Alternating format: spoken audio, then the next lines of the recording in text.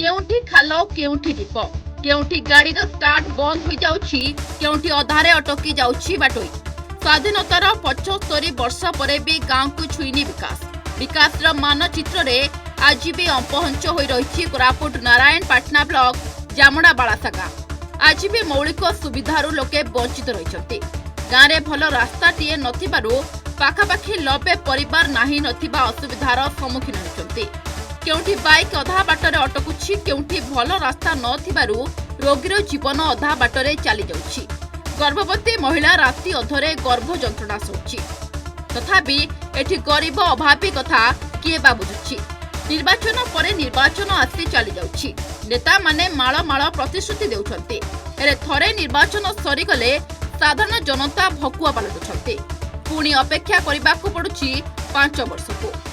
मोर अभियोग बोले ये कष्ट बोले कि रास्ता नहीं पानी नहीं बोलिकी आम काकुरुती जाऊँ आहरी एमएलए एमपी सबू को कलेक्टर पाखे भी गलु तापर जेई बोलिकी कहले जेई पाखे गलु वीडियो पाखे गलु हेले भी ये कामटा हो पार नहीं सहीटा बोलिकी आम निजे गाँ लोक को बाहर करी टिके टिके माटी हेले पकड़बारे गाड़ी जीवाई कि आम्बुलेंस आइबापी कि के जर दुका हो गले से मानक नेबापी कौन करवा आमर अवस्था किमिति करवा बोलिकी आम लोक मानक बाहर आज गोटे 40-30 लोक सामिल होती आउ काली आउ 30-40 लोक आउ काम करूँ आज्ञा गोटे सप्ताह हो कि 2 सप्ताह हो टिके काम करूँ आम जे ये रास्ता इतनी दाबी करुचु आज पर्यंत पूर्ण हो पारि ना आमर आज्ञा रास्ता समस्या बोली का कही समस्या बोली कि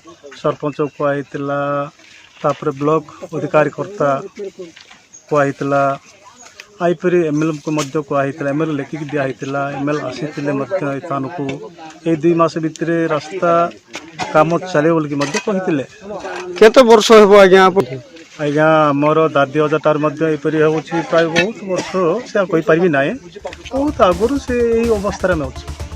गाँव रास्ता निर्माण करने विगत दिन में ग्रामवासी सरपंच आरंभ कर ब्लॉक एवं जिला प्रशासन को अवगत कराइथिले मध्य फल शून्य होइछि।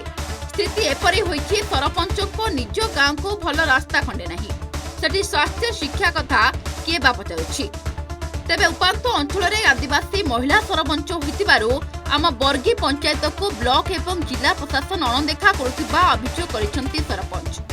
जोठी जने जनप्रतिनिधि कथा सरकारी बाबू शुणुनाहांती सेठारे साधारण लोकंक कथा शुणिबा बाकी। ना होचे कंदली नाचिका बर्गी सरपंच वीडियो को कहली हमको रास्ता दियंते बोली कलेक्टर को कहली किसी शुणुना किसी देना रास्ता भी किसी भी आदिवासी सरपंच होइतिबारु वीडियो कलेक्टर शुणुना और गाँव टे रास्ता है ना किसी ना आज आम ये आसवा कारण हूँ आमर गाँव आम मेन रास्ता रू आम गाँव पर्यंत रास्ता माने ठीक रास्ता ना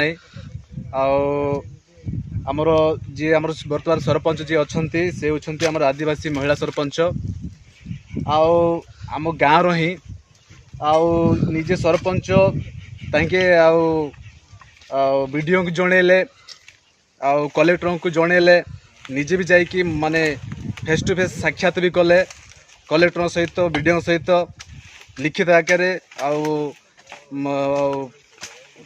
लिखित आकार सब जनइले हेले भी कौन सी माने सरकार कौन सी एक्शन नेले नहीं वीडियो भी कौन सी कथा शुणुना आज आमर निजे आमर सरपंच होइकी आम गाँ लोक को एकत्रित करी निज गाँव रास्ता को निजे आमे माने भल करवा बोलिक आमको ये आनी काम करोछन। अन्यपटे सरकारी अधिकारी आरंभ कर जनप्रतिनिधि पर्यंत जामड़ा बालासा गाँव को रास्ता खंडे निर्माण पाई समस्त को अनुरोध करिसेंति ग्रामवासी हेले से दिगरे कहीं दृष्टि देउनथिबा ग्रामवासी अभियोग करिसेंति।